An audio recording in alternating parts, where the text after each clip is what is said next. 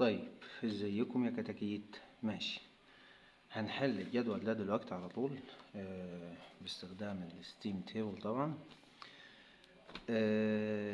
واحنا بنحل هنلاقي ان احنا معانا تلاتة دايركشن وكده بعد تلاتة دايركشن بنمشي عليهم بيزد اون ات. هنعرف هنشتغل على انهي تيبل. طيب، الدايركشن الاول واللي هو سهل معانا ان هو يدينا هنا ايه. هنا طبعا مش موجود معانا ان هو يدينا temperature وبريشر. لو اداني temperature وبريشر هطلع على طول على تيبل رقم 3 اللي هو في الجدول ده من ورا. تمام. طيب، ده دايركشن. الدايركشن التاني اللي هو لو ادانا بريشر واكس او temperature واكس، ده دايركتلي هطلع على جدول رقم 2 لو بريشر واكس، او رقم 1 لو temperature واكس. طيب، ليه رقم 2؟ علشان رقم 2 تيبل 2 بيبتدي بالبريشر. تيبل 2 هنا اهو بيبتدي معاك بالبريشر. تيبل 1 ليه تيبل 1؟ لو كان temperature واكس يبقى علشان تيبل 1 ده بيشتغل بايه؟ بالتمبريتشر. الترتيب بتاعه بيكون temperatures. طيب، ولما يديك اكس يبقى انت على طول تعرف ان النقطة بتاعتك على الكيرف جوه هنا اهو في منطقة الميكتشر. تمام. ولما يديك temperature وبريشر تعرف انك انت يا اما سوبر هيتد او سب كولد. طيب، based on التمبريتشر والبريشر هتعرف انت فين بالظبط لما تفتح التيبل رقم 3.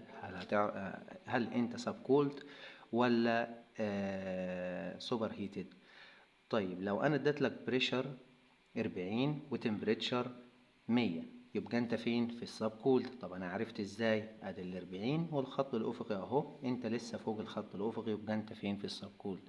طب لو اديت لك نفس البريشر اللي هو اقصد 45، معلش ما كنتش شايفها كويس، 45 وتمبريتشر 300، خلاص يبقى هتيجي هنا اهو هتلاقي نفسك عديت الخط الافقي اللي هو المشدود ده، يبقى انت فين؟ في منطقة الايه، اللهم صل على النبي، اللي هي السوبر هيتد. طيب، يبقى احنا كده معانا تو دايركشن. لو ادانا temperature وبريشر تيبل 3، لو ادانا temperature واكس بريشر واكس تيبل 2، تيبل 1 على الترتيب ومتأكد، مش هعمل تيست، يبقى كده انا بكون متأكد. طيب، الحالة الأخيرة بقى لو هو ادانا بريشر وأي خاصية من الخواص دي زي ال H ال U ال V ال S، وما يعني طبعا هيديني يا بريشر يا H يا بريشر يا U يا بريشر يا V. لا، لو اداني بريشر وإكس كده أنا متأكد إن هو إيه؟ تيبل 2. طيب، بريشر H بريشر U بريشر V، يبقى لازم أعمل حاجة اسمها التيست. التيست ده عبارة عن ايه؟ ان انا بقى اروح عند البريشر ده في تيبل رقم 2، وعند الاتش دي اشوف الاتش اللي هو ادهاني مثلا هنا اهو 800 وادي اتش. هشوف في تيبل رقم 2 عند 8 بار الاتش دي محصورة بين الاتش اف والاتش جي ولا لا. لو محصورة يبقى اكيد هيكون معاك في اكس، يبقى انت اكيد موجود فين؟ في الميكتشر زون هنا اهو. طيب، لو مش محصورة يبقى انت اما سوبر كريتيك سوبر هيتد او سب كولد، والاتنين في تيبل رقم 3. كده انت اتأكدت من الجدول بتاعك هتشتغل ايه او ايه. نبدأ بسم الله. مديني هنا بريشر ومديني اكس وعاوز كل البروبرتيز دي. طبعا هنا هنعمل انتربوليشن، فالفيديو ده مهم لايه؟ للحالات كلها، وهيكون معانا برضو الفيديو شوية طويل. طيب، بريشر البي باين كده. انا هبعد الكاميرا دي شوية كده. تمام. موست تمام. زي ما قلنا بريشر بيساوي 2 بار. طب ليه 2 بار؟ علشان هنا الوحدة بالكيلو باسكال وانا شغال بجدول بيمشي بالبار. و اكس بكام؟ الاكس بتساوي 0.7. كده انت على طول تيبل 2. وعلى طول عرفت انك انت في الميكتشر زون. هنروح عند تيبل 2. عندي كام؟ عندي 8 بار. تيبل 2 لسه بادئ من حاجة من 10 هنا، نقلب لحد ما نوصل للاتنين هنا اهو. كم؟ 2 بار. للاتنين هنا اهو 2 بار. 2 بار ومعايا اكس، هنا الاتش، هنا الاس، هنا اليو، هنا الفي. طيب نعمل ده كده اهو، ونكتب ال H بتاعتنا بتساوي ال HF زائد ال X في ال HFG. وشرحنا ان ال HFG دي هي HG ناقص ال HF في كل خاصية بقى، UG ناقص ال UH، FG ناقص ال FH، وهكذا SG ناقص ال SH. يبقى ال HFG دي طيب هتساوي ال HF عند الاتنين 504.7 زائد ال X بتاعتنا اللي هي 0.7 في ال FG اللي هي في النص، ده الرقم اللي في النص.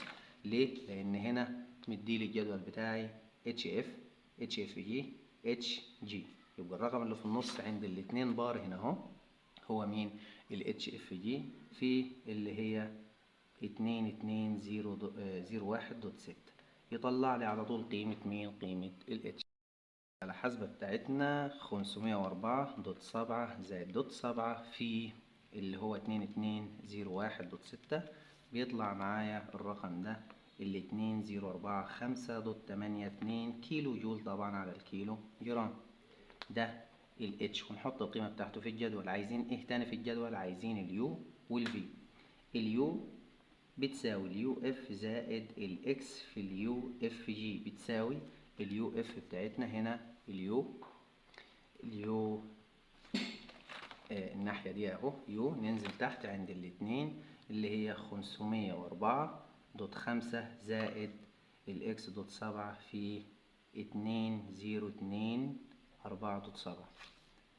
يبقى 504.5 زائد دوت 7 في 2024.7، يطلع لي اللي هي اليو بتاعتنا 192 أقصد 1.79 كيلو جول على كيلو جرام. فاضل معايا مين؟ فاضل معايا الاف الفي اقصد، او الفوليوم اللي هو الفوليوم الايه سبيسيفيك فوليوم. الفوليوم هنا هيساوي الفي اف زائد الاكس في مين بقى؟ في الفي جي ناقص الفي اف. ليه؟ علشان مفيش عندي هنا عمود للفي اف جي. تمام، فاحنا هنستخدم الفي اف الفي جي ناقص الفي اف. الفي اف عندي هنا ب 0.00 0.00161 زائد 0.7 في اللي هي 0.8854 ناقص 0.001061، وهيطلع لي الفوليوم النهائي بتاعنا 0.001061 زائد دوت 7 في دوت 8.5 ناقص دوت 0.001061، يطلع الفوليوم النهائي بتاعي 0.62009، يعني 1 في الآخر متر مكعب على الكيلو جرام. المفروض أكتب الحاجات دي في الجدول بتاعنا. الانصلب بتاعتنا 2045.82، اليو 1921.79، الفي الفي كانت 0.6201. تمام كده. الفيز ديسكريبشن بقى انت قاعد في منطقة الميكتشر اللي هي زي ما قلنا في المنطقة اللي في النص دي بين المنحنى، بين تحت الدوم او تحت المنحنى. التمبريتشر لسه ما جبناهاش. التمبريتشر طبعا من هنا اهو من التيبل ده، لو هتشتغل من تيبل 2 لما تيجي تاخد التمبريتشر هتاخد التي ساتوريشن، لان هنا التي هتبقى معانا كام؟ 120.23. تمام، نفهمها ازاي؟ انت قاعد على المنطقة دي، والمنطقة دي بيحصل فيها غليان والمية بتتبخر معاك، فالتمبريتشر ثابتة. فالتمبريتشر هتكون عند خط البريشر ده خط البريشر اللي هو 2 بار، ودي التمبريتشر اللي هي كام؟ اللي هي 120، اللي هي التي ساتوريشن بتاعت ايه؟ بتاعت الضغط ده، اللي انت هتاخدها دايركت على طول من الجدول رقم 2. طب لو كانت النقطة هنا فوق، هنا بره في السوبر هيتد، شايفين التمبريتشر راحت فين؟ بس على نفس الضغط. ده اللي بيفرق معايا بين التمبريتشر البروبرتي والضغط البروبرتي والتمبريتشر الساتوريشن للضغط ده. تمام. طيب التمبريتشر دي لو كانت هنا هتلاقي انك انت بعدت من التي ساتوريشن اللي هو بيحصل عندها غليان عند ثبوت الضغط. طيب العكس بقى، لو انا اديت لك تمبريتشر وقلت لك هات لي البي ساتوريشن، يبقى انت هتجيب لي البي ساتوريشن بتاعه التمبريتشر او الضغط اللي بيحصل عنده غليان لما تكون ايه درجة الحرارة بكذا، فبيطلع رقم مختلف عن الرقم اللي هو مديهولك سواء كان ضغط او تمبريتشر. دي النقطة رقم 1. نيجي للتانية بقى، مديني درجة حرارة وانصالبي كده، انا معرفش هشتغل من جدول رقم كام. نعمل تيست. نعمل ايه؟ نعمل تيست. هنقول تمبريتشر يبقى تيبل 2، التيست هيكون في تيبل 2 1 اقصد تيست. تمام كده. نيجي عند درجة حرارة 140، 140 في تيبل 1، يعني فين 100 120 130 140 تحت هنا اهو. درجة الحرارة هنا 140، وهو مديني الانصالبي 1800، وهنا الانصالبي العمود بتاعها اللي هو ده او العمود الياباني. تمام كده. طيب ال 1800 دي هل محصورة بين الاف جي الاتش جي الاتش اف اقصد والاتش جي اللي هي اقصى قيمة للانصالبي واقل قيمة للانصالبي؟ نعم، دايركت على طول محصورة اللي هي ايه؟ ال 1800 اكيد بين الرقمين دول، يبقى انت هتشتغل دايركتلي من تيبل رقم 1 وهيطلع معاك اكس. طيب علشان نجيب قيمة الاكس دي، احنا عارفين ان التمبريتشر بتساوي 140 سيليزيوس والاتش بتساوي 1800 كيلو جول على الكيلو جرام. وانت عارف ان من القانون الاتش بتساوي الاتش اف زائد الاكس في الاتش اف جي، يبقى الاكس بتاعتك بتساوي ايه؟ لان ده معلوم من التيبل، وده هو مديهولك.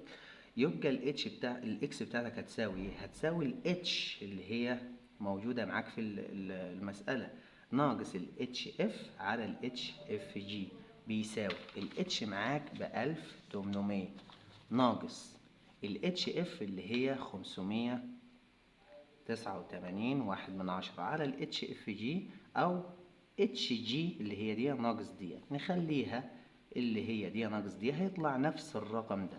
نكتب الرقم ده على طول 2144، يطلع لي قيمة مين؟ قيمة الاكس. يبقى 1800 ناقص 589.1 على 2144، قيمة الاكس على طول معاك الاكس بتساوي 0.565. تمام. نطلع بقى اليو اللي ناقصة، نطلع بقى الفي، نطلع بقى ايه تاني، نطلع بقى، يبقى احنا طلعنا الاكس اللي هنكتبها في التيبل، وطالما انت معاك اكس يبقى الفيز ايه؟ الفيز اللهم صل على النبي اللي هي ايه؟ ميكتشر. ونطلع التي. طيب طالما هو ميكتشر يبقى ناخد البي اقصد، معلش، ونطلع البي. طالما هو ميكتشر نعمل ايه؟ ناخد ايه؟ ناخد البي اللي قصاد التي على طول اللي هي البي ساتوريشن. يبقى البي ساتوريشن معايا 3.6138 بار، بتساوي كام بالكيلو باسكال علشان نحطها في المسألة في الجدول بتاع المسألة. نضربها في 100، 361.38 كيلو باسكال. تمام كده. طيب الفي بتساوي ايه بقى؟ بتساوي الفي اف زائد الاكس في جي ناقص الفي اف، هتساوي الفي اف عندي هنا اهو بكام؟ ب0.00108 زائد الاكس 0.565 في اللي هو الجي ناقص الاف اللي هي 0.5085 ناقص 0.00108 اهو، ده ناقص ده. نحسبها بالآلة الحاسبة. دوت 0.0108 زائد دوت 5.65 في دوت 5.085 ناقص دوت 0.0108، يطلع معاك ال V بيساوي 0.2878. 2878 انا معرفش باينه ولا لا. 2878 متر مكعب على الكيلو جرام. اليو بتساوي ايه؟ بتساوي اليو اف زائد الاكس في اليو على طول كده. اليو اف جي بتساوي اليو اف عندي هنا اليو اهي، ده العمود بتاع اليو. يبقى اليو اف معانا بكام؟ 588.7 زائد 0.565 في 169.6 اللي هو ده، يطلع معايا الرقم بتاعنا. تمام كده، اللي هو 588.7 زائد دوت 565 في 169.6، يطلع معاك الرقم على طول 1696.44 كيلو جول على كيلو جرام. احنا كده جبنا كل حاجة. البريشر قلنا البريشر ب361.38، نكتب 361 دوت كام؟ 38 كيلو باسكال. الاتش هو مديهالنا، اليو طلعت معانا ب1696 دوت 44. الفوليوم بيطلع ب0.2878، والاكس طلعت معانا ب0.545 اهي، 65 معلش. والحالة هنا هتكون معاك ميكستشر. تمام. النقطة اللي بعدها اداني بريشر واداني اكس، يبقى خلاص انا متأكد هشتغل من تيبل رقم 2. تمام كده. الاكس هنا بزيرو. البريشر اولا بكام؟ البي بيساوي اللي هو 950 يعني 9.5 بار. هنا فيها انتربوليشن، هنشوف دلوقتي هنعمل ايه. 9.5 بار والاكس بتساوي زيرو. لما الاكس معاك تساوي زيرو يبقى هو بيقول لك انك انت المنحنى بتاعك النقطة موجودة على الساتوريتد ليكويد لاين اللي هي هنا، وهنا ده مين؟ الساتوريتد فيبر لاين. تمام كده.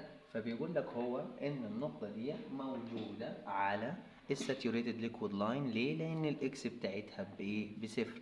يعني كل الخواص لو كانت يو بتساوي اليو اف زائد الاكس في اليو اف جي. طب زيرو في ده بزيرو يساوي ايه؟ اليو اف.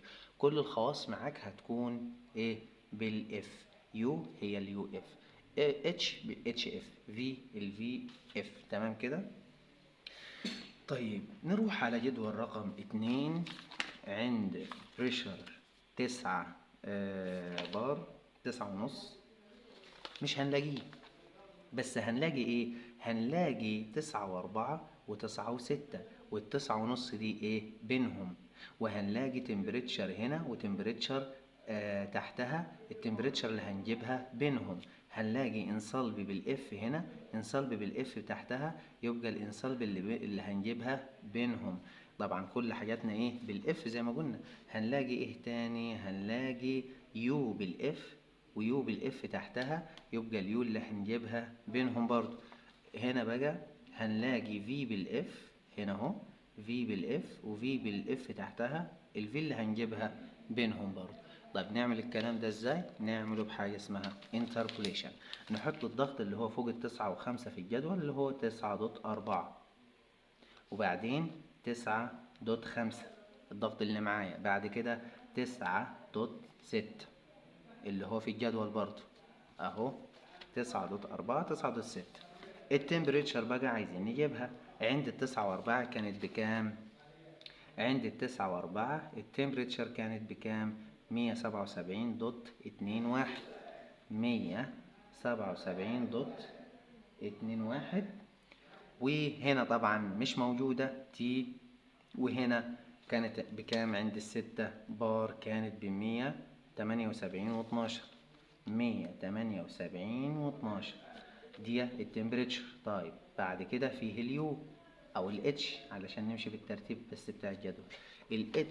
الاتش هنا اهو عند ال9.4 اتش كانت ب750.8. نكتب عند ال9.4 750.8، واللي تحتها كانت 700. طبعا هنا اتش مش معلومة، اللي عند ال5 واللي عند ال6 اللي هي 9 و6 يعني 754.8 اهي 754.8. بعد كده عاوزين اليو عندنا عند ال9.2 بار كانت 749.7. 700 أقصد 749.7. وهنا اليو مش معلومة، وهنا 750 أو 53.7 اللي هي عند ضغط 9 و6. الفي بتاعتنا هناخد الفي اف برضو من فوق وفي اف من تحت. الفي عند الضغط 9.4 كان 0.001124. 0.001124. هنا في مش معلوم عند اللي هو الضغط بتاعنا. طيب عند ضغط 6 ده، عند الضغط اللي هو 9 و6 كان ايه؟ 0.001125. 0.001125. نعمل انتربوليشن للتمبريتشر مرة، للاتش مرة، لليو مرة. قلت لكم قبل كده الانتربوليشن القانون الاصلي بتاعه بيقول ده ناقص ده على ده ناقص ده، يبقى 9.5 ناقص 9.4 على 9.6 ناقص 9.4 بيساوي ده ناقص ده اللي هو تي ناقص 177.21 على ده ناقص ده 178.12 ناقص 177.21، وتطلع قيمة المجهول. أنا بعملها بالطريقة اللي هي إيه؟ أسهل. بقول إن التي المجهول بيساوي على طول بيساوي إيه؟ بيساوي ده ناقص ده على ده ناقص ده اللي هو 9.5 ناقص 9.4 على 9.6 ناقص 9.4 في ده ناقص ده زائد ده اللي هو 178.12 ناقص كام؟ 177.21 زائد 177.21، ويطلع معايا البتاع ده دايركت على طول من القانون هنا اهو. لو ممكن من القانون ده نستنتج ده التي من هنا بتساوي الجزء ده مضروب في مين؟ مضروب في الجزء ده 9.5 ناقص 9.4 على 9.6 ناقص 9.4 اهو، مضروب في الجزء ده زائد مين؟ زائد ده اللي هو هنا، وخلصت. تمام كده. 9.5 ناقص 9.4 على 9.6 ناقص 9.4 في اللي هو 178.12 ناقص 177.21 زائد 177.21 يساوي على طول معاك اليو بتاعتك اما تساوي ايه؟ 177.665. خلص. كيلو جول على كيلو جرام. من غير ما تحسب بقى، من غير ما تعمل الخطوات دي تاني وتكتبها، نقول ان الاتش بتاعتنا بتساوي بالآلة الحاسبة كده اهو. فين الاتش؟ بتساوي ايه؟ ده ناقص ده 9.5 ناقص 9.4 على 9.6 ناقص 9.4 9.6 ناقص 9.4 في، اروح للاتش 754.8 ناقص اللي فوق 57.8 يبقى 754.8 ناقص 57.8 زائد مين؟ 57.8. ما كتبتش زائد 57.8 يطلع معاك الناتج على طول الاتش بتاعك ب752.8. 752 دوت 8 صح كده. تمام. كيلو جول على الكيلو جرام. قلنا اليو. تمام. احنا اللي عملناه ده اليو ولا التي؟ ده التي. ده التي يا اخوانا، وحدته بالسيليزيوس. ده بالسيليزيوس معلش. تمام كده. ده التي، وهنا المفروض نكتب تي. بعد كده تمام مظبوط التي. بعد كده نجيب اليو بتساوي اليو هنا اهو. نرجع تك تك تك تك تك تك تك لحد ما تعمل ايه للترم ده اللي هو خمسة، تسعة وخمسة ناقص تسعة وأربعة على تسعة وستة ناقص تسعة وأربعة، وتاخد اليو هنا تضرب تطرح ده من ده زائد ده، نفتح القوس. سبعة خمسة تلاتة دوت سبعة ناقص سبعة أربعة تسعة دوت سبعة زائد سبعة أربعة تسعة دوت سبعة، خلصت، يساوي اليو.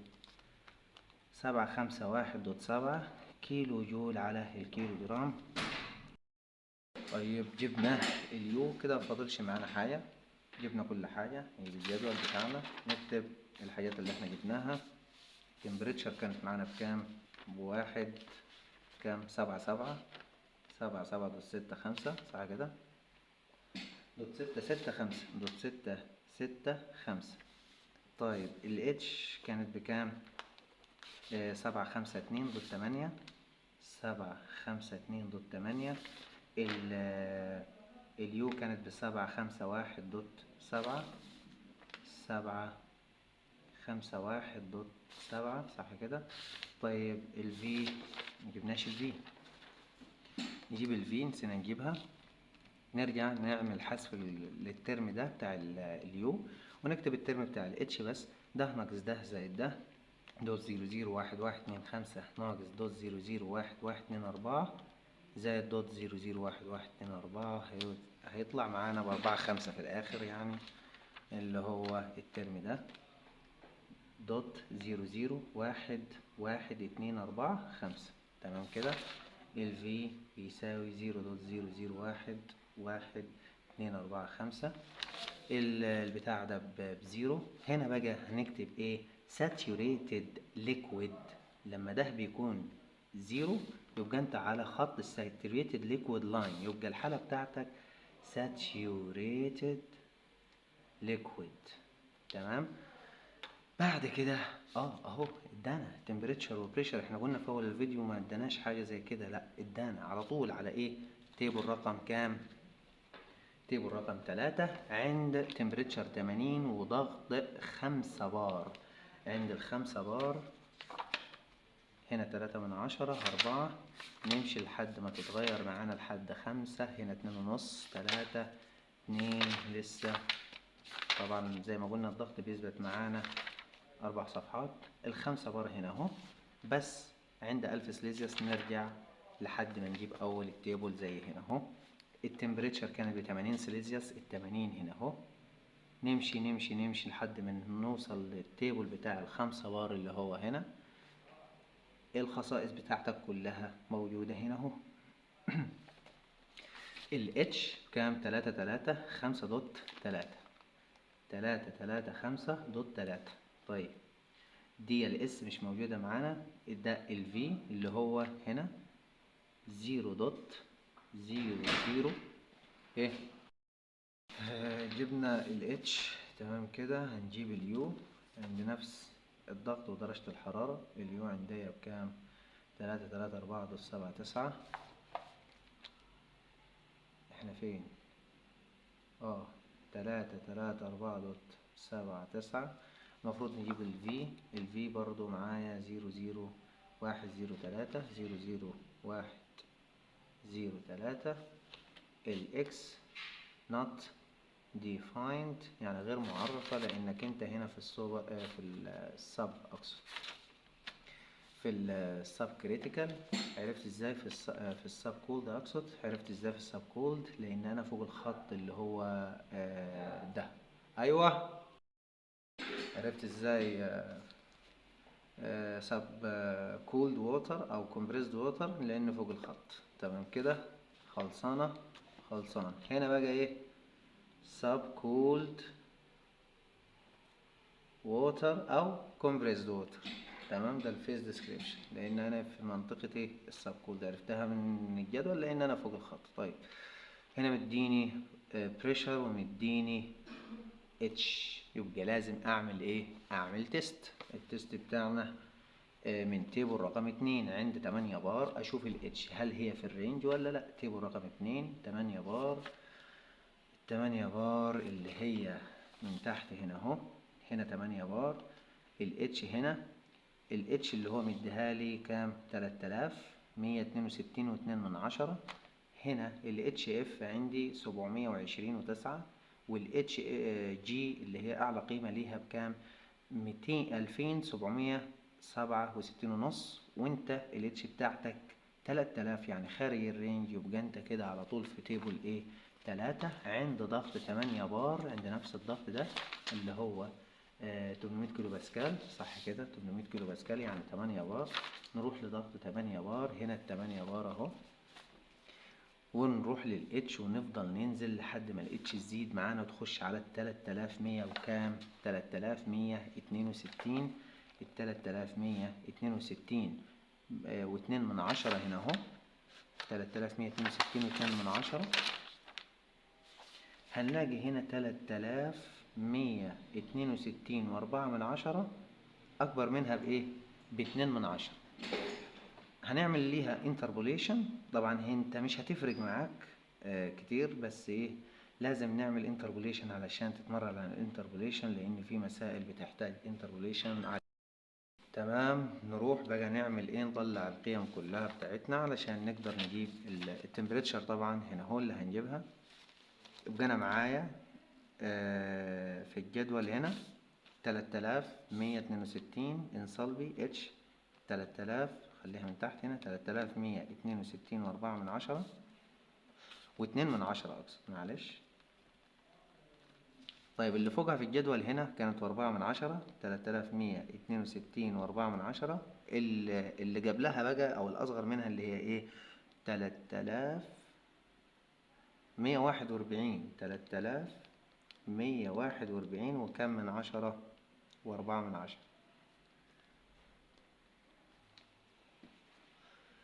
تمام كده.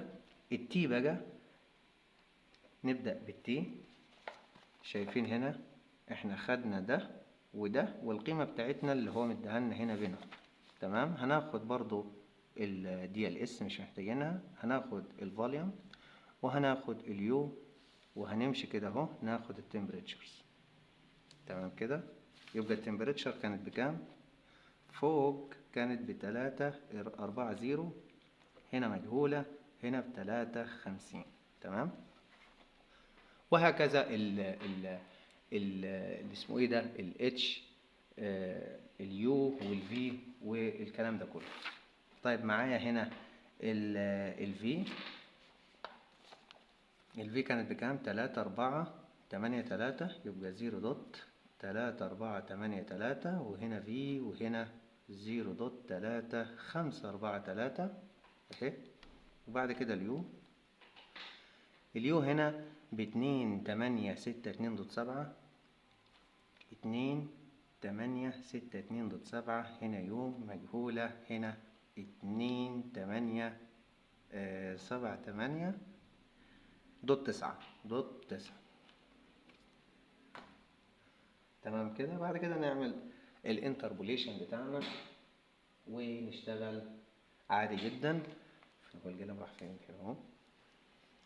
طبعا الانتربوليشن هنشتغله على طول من ده ناقص ده على ده ناقص ده، في للتمبريتشر هنا ده ناقص ده زائد ده، للفوليوم ده ناقص ده، ده ناقص ده على ده ناقص ده، في ده ناقص ده زائد ده، وهكذا.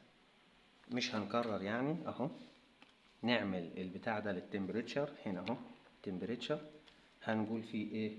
اللي هو 3، نفتح الكسر ده 3162.2 ناقص 3141.4 على 3162.4 اللي هو ده ناقص اللي فوق ناقص 3141.4 في اللي هو ده ناقص ده زائد ده 53 ناقص 43، نقفل القوس زائد 43، يطلع معايا التمبريتشر بكام؟ ب3 49.9 سيليزيوس، يعني اللي هي القريبة من دي، يعني 9، يعني 350. بس احنا بنعمل دي علشان خاطر ايه؟ نتعود نعمل انتربوليشن. الفي بيساوي ايه؟ نعمل ايه؟ مسح للقوس الاخير بتاع التمبريتشر، ونسيب قوس الانصلبي زي ما هو، ونمسك ده الفوليوم ونعمل ايه؟ ده ناقص ده زائد اللي فوق دوت 3.543 ناقص دوت 3.483 زائد دوت 3.483 يطلع معاك الفوليوم الجديد اللي هو 0.35424 اللي هو يعني ده، بس يعني ايه بتقريب اكتر يعني. تمام كده، بدل ما كان 3 هنا بيجي 2 و4 يعني 24. طيب ده ايه بقى؟ متر مكعب على الكيلو جرام. بعد كده اليو بتاعتنا هنقول ايه بقى؟ لا مسحتها، ماشي، نكتبها من الاول اللي هو ده ناقص ده اللي في النص 3.162.2 ناقص 3.141.4 على 3.162.4 ناقص 3.141.4 في ايه؟ في ده ناقص ده اللي هو 2.878.9 ناقص 2.862.7 زائد اللي فوق اللي هو 2.862.7. يطلع معايا اليو هيطلع رقم مقارب لده، يعني بدل ما 9 هنا بيجي 7 بس كده. اليو بتساوي 2.878.75. الأربعة دي جربنا الخمسة اللي بعدها ايه؟ كيلو جول على كيلو جرام دوت على كده من غير كلمة، ماشي. دي اليو. تمام كده، كتبناها الناحية دي. طيب بعد كده نعمل ايه؟ نكتب الكلام ده في الجدول بتاعنا. التمبريتشر كانت بكام؟ كانت ب 349.9. اليو لسه مطلعينها 2.878.75 2.878.75 والفوليوم 0.35424 اللي هو 0.354 كم؟ 2.4 الاكس طبعا not defined. ليه؟ لانك انت في منطقة السوبر كريتيكال. عرفت ازاي؟ لانك انت تحت الخط البريشر اللي احنا شغالين عليه، انت تحت الخط الافقي ده النقطة بتاعتك، فهنا هتكون سوبر هيتد. تمام. بعد كده مديني هنا فوليوم مديني فوليوم، تمام، ومديني تمبريتشر. نعمل ايه برضو؟ نعمل تشيك من تيبل رقم 1 عند تمبريتشر كام؟ عند تمبريتشر 50 هنا اهو. هشوف الفوليوم ده 7.72. التمبريتشر 50، الفوليوم هنا اهو 7.72 فعلا. ادي ده الجي وده الاف. ال7.72 اكيد بينهم، يبقى انت هيطلع معاك اكس. علشان نجيب قيمة الاكس نعمل ايه؟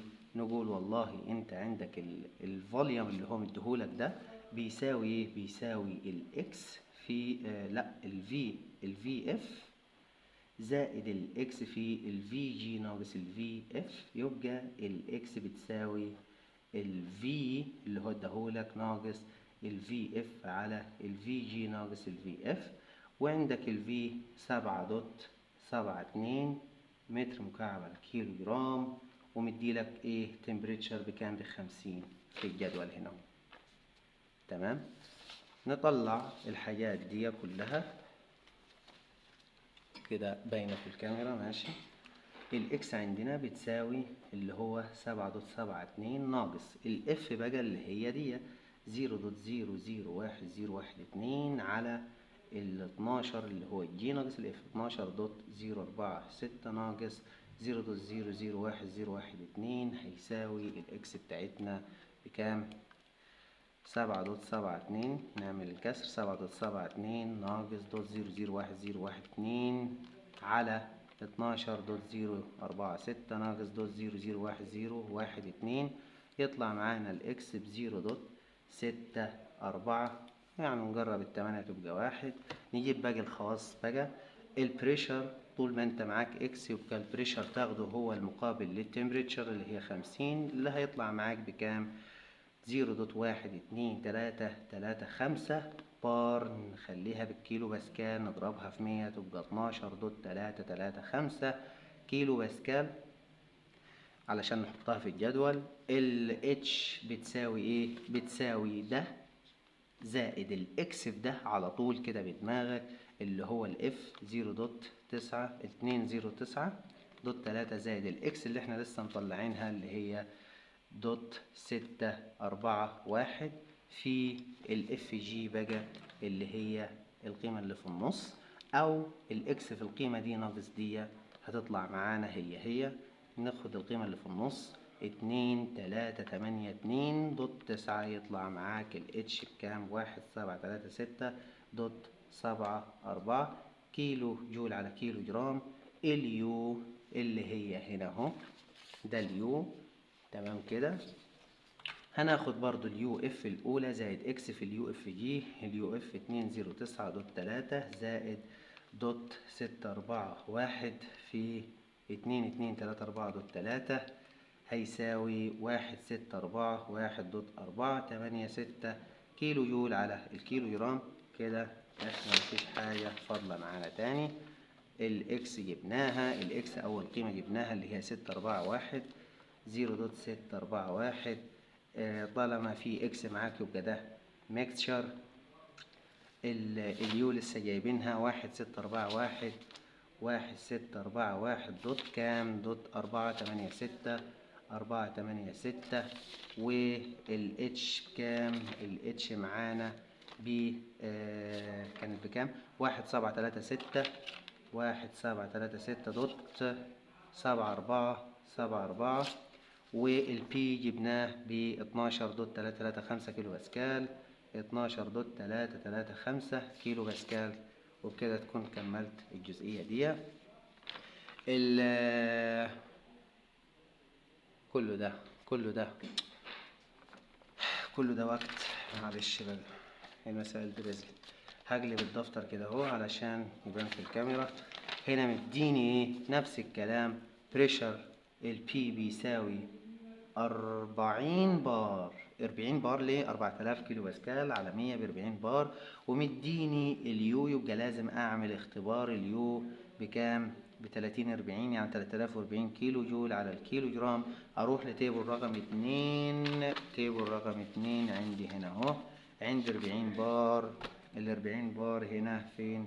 ال40 هنا اهو تمام كده. واروح لليو، عندي اليو هي هنا.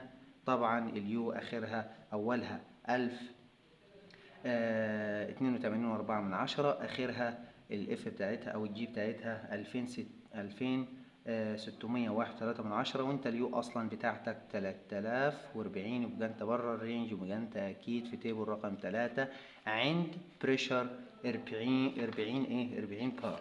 40 بار. نقلب لحد ما نوصل للبريشر اللي هو 40 ده 60. يبقى ورا شوية هنا ال40 بس عند درجة حرارة 1000. نيجي من أول ال40 هنا أهو، نمسك اليو ننزل لغاية ما نوصل ل3000 وكام؟ 3040. هنا معايا 3046 أعلى من القيمة اللي معايا، وفوق 3039 أقل من القيمة اللي معايا. أعمل انتربوليشن للقيم دي كلها اللي أنا حددتها، لليو للفي والاتش والتمبريتشر. هاجي هنا نكتب التلاتة 40 3040 3040. نكتب القيمة الأقل منها فوق اللي هي 3029.0 طبعا مفيش حاجة، والقيمة اللي أكبر منها 3046.7 دي اليو. الاتش بقى نيجي للاتش اللي هي هنا اهو، نكتب قصاد القيمة اللي فوق القيمة بتاعتنا اللي هي بتاعت الاتش اللي فوق 3354. هنا طبعا اتش مجهولة، هنا 3376.8. نيجي بقى للايه؟ للفوليوم. الفوليوم اللي هو هنا اهو فوق، نكتب القيمة اللي قصاد اللي فوق 8125. هنا الفوليوم مجهول، هنا 0.08253 اللي هي اللي تحت دي. بعد كده التمبريتشر، ما ننساش التمبريتشر اللي هي هنا اهو. اللي فوق كانت 460 360 واللي تحت كانت 470 والتمبريتشر اللي في النص مجهولة. المفروض نجيب الكلام ده بالانتربوليشن للحاسبة. الجذر الكسر ده هيكون ثابت معاك طول الحسابات، اللي هو ايه 30 ناقص 30 على 30 4 6.7 ناقص اللي فوق 30 في 30 ناقص اللي هو 30 على 30 46 و7 ناقص 30 في الانصلب اللي هي كام 3 7 6.8 اللي هي تحت ناقص اللي فوق ناقص اللي هي 3 5 4 زائد 3 5 4 يساوي كام. الانصلبي كاتبين الرقم 3 6 8.17.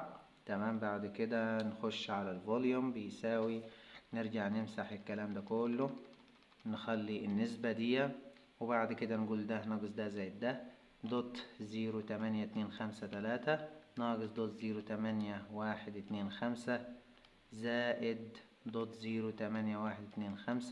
يطلع معانا 0.08245 متر مكعب على كيلو جرام. طبعا ده كيلو جول على كيلو جرام.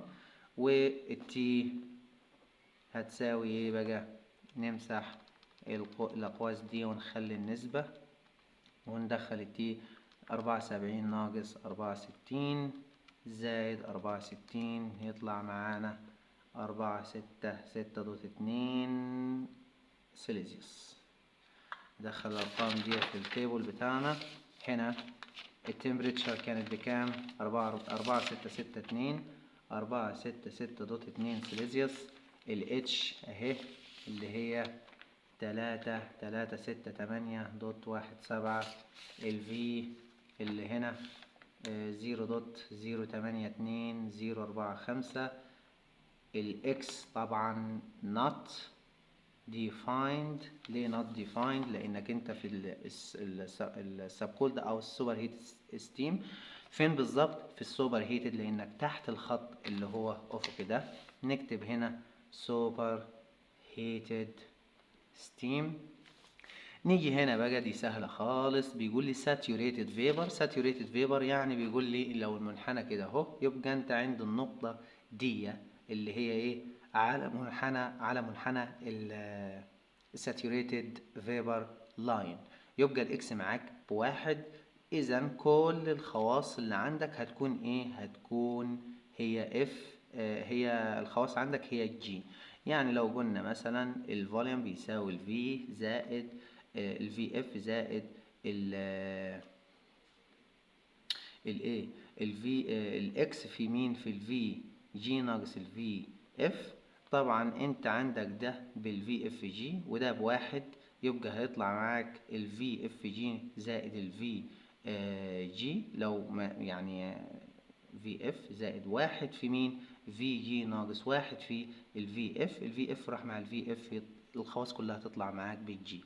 تمام كده. نروح عند ايه؟ عند التيبل بتاع الضغط. عند ضغط 4 بار، تيبل رقم 2. 4 بار اللي هو هنا اهو 4 بار. التمبريتشر تمسكها طبعا لو انت هنا في النقطة دي، يبقى هي نفس النقطة. التي ساتوريشن بتاعتها بكام عند الأربعة؟ 143.63. 143.63. الإكس هنا طبعا علشان ساتوريتد فيبر بواحد. الفي هناخد الفي جي أو الاتش هناخد الاتش جي أقصد، اللي هي 2737.6. 2737.6. اليو هناخد اليو جي برضو 255. ايه ده؟ ماشي.